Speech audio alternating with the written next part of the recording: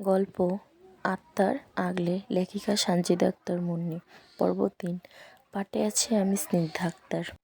মেহেরুন নিজের দিকে একবার তাকায়, অতঃপর দাঁতে দাঁত চেপে এহসানের দিকে তাকিয়ে বলে, আমার কাপড় কে চেঞ্জ করেছে?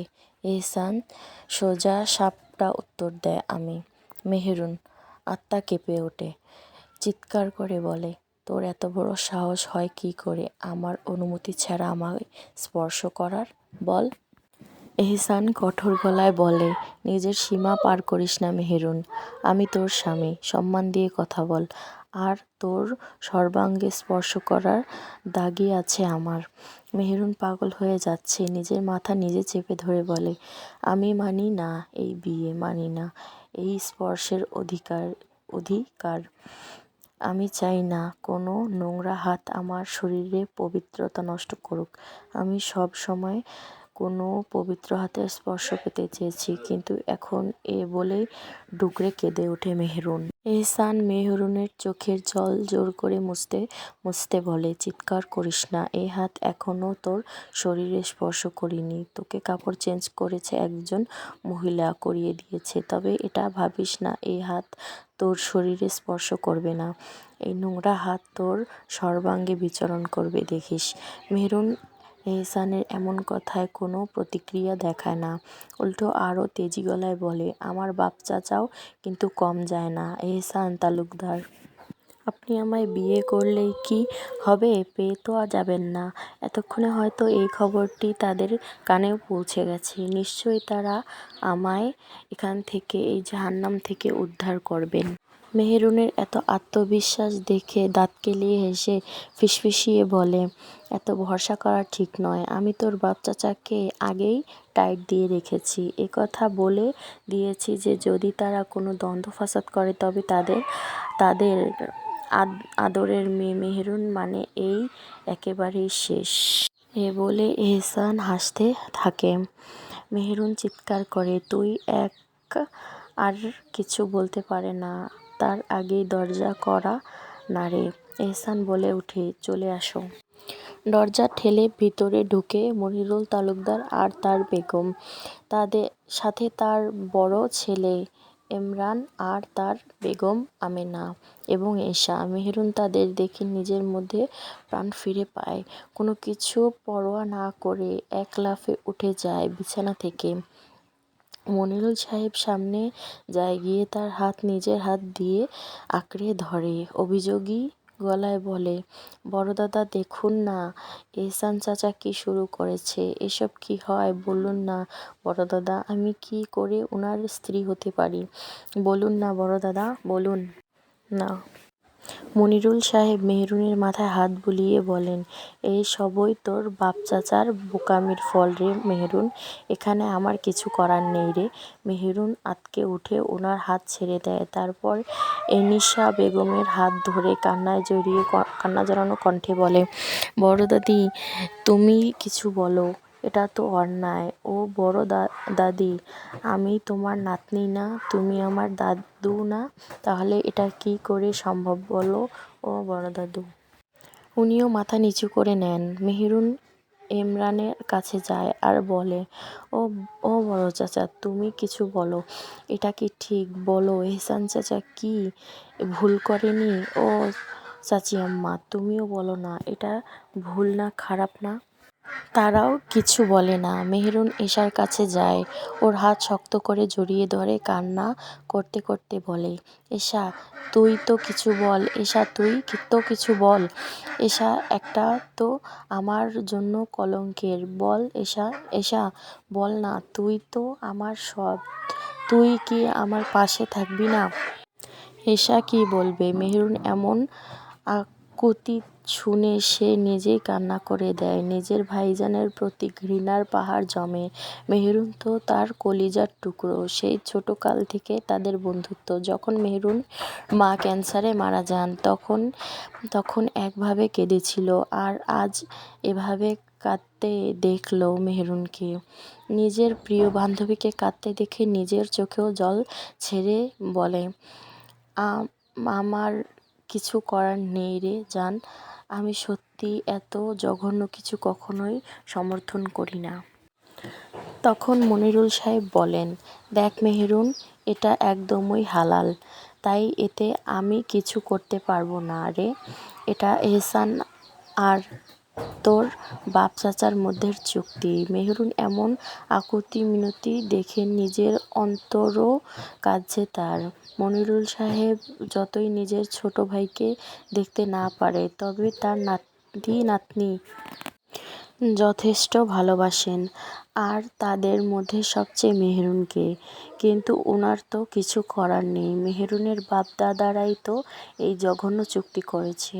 অবশ্য এই প্রস্তাবটা নিজেই দিয়েছিল, এটা মনে করে যে ওরা এখনই রাজি হবে না মেহেরুনকে এহসানের হাতে তুলে দিতে। কিন্তু এই মানুষগুলো একটাও মেনে নিয়েছে। এটাও মেনে নিয়েছে, সবাই কক্ষ ত্যাগ করে একে একে। মেহেরুন এমন উক্তি শুনে পাথর হয়ে দাঁড়িয়ে থাকে। কি করে এমন একটা কাণ্ড করার পর সবাই এত শান্ত করতে পারে? লজ্জা লাগছে, এদের এক সময় আপন ভাবত সে।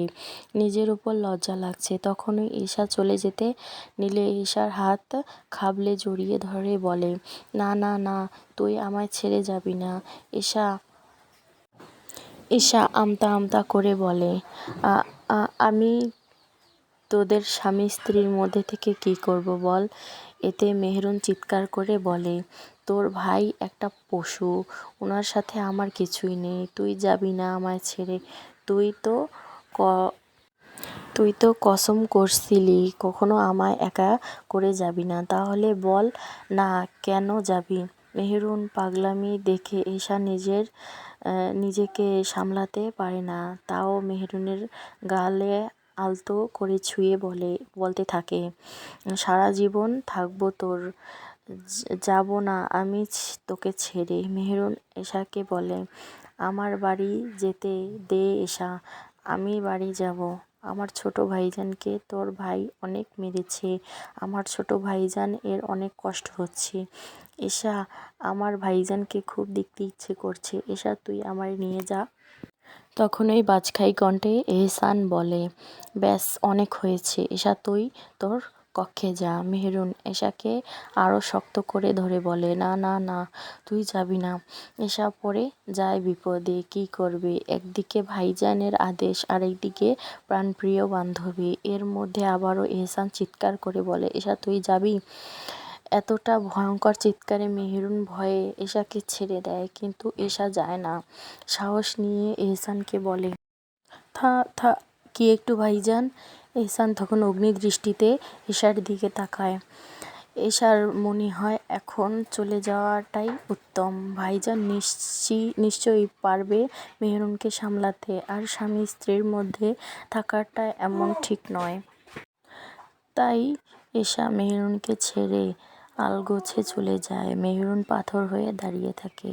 কোনো দিন এমন পরিস্থিতির শিকার হবে কখনো কল্পনাও করেনি, এতটা নিষ্ঠুরতার শিকার হবে কখনো কল্পনা করেনি সে। কানে খট করে শব্দ আসে, তখন ধ্যান ভাঙে মেহেরুনের।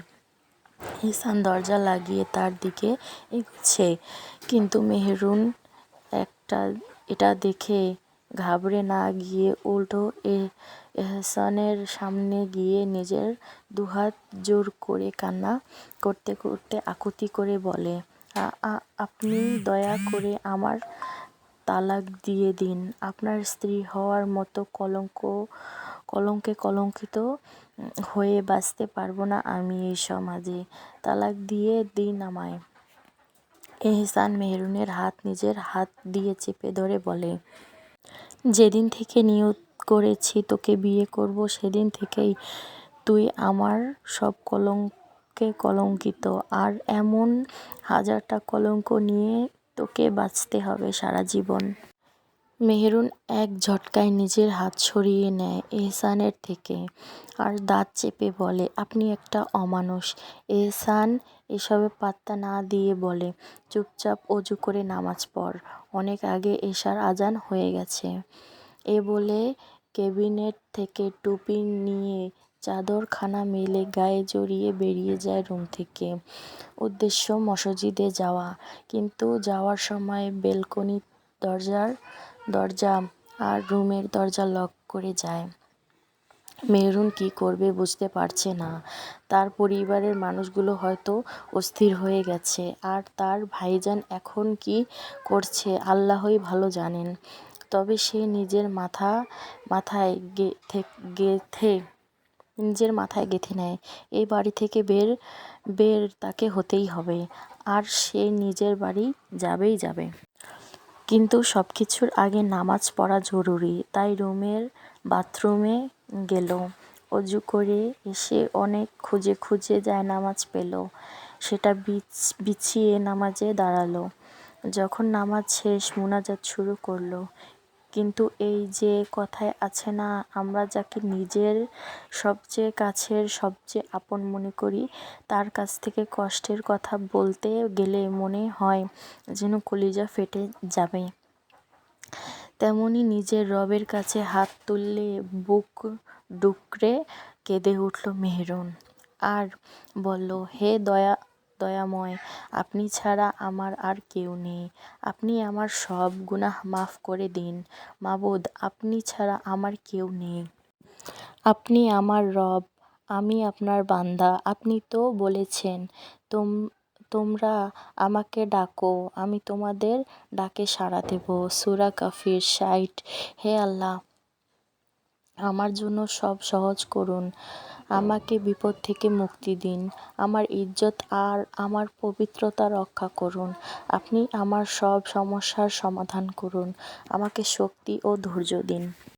মেহরুনের চোখ থেকে অঝোর ধারায় জল গড়াচ্ছে। মুনাজাত শেষ করে লা ইলাহা ইল্লা আনতা সুবহানাকা ইন্নী কুনতু মিনাজ জালিমিন দোয়া এক ধারে পড়ে যাচ্ছে, কারণ সে আজ করতে পারছে ভয়ঙ্কর কিছু হবে এর পর থেকে। তখনই দরজা খোলার শব্দে দরজার দিকে তাকায়। ভেবেছিল সেই ঘৃণিত পুরুষ এসেছে, তবে সে নয়।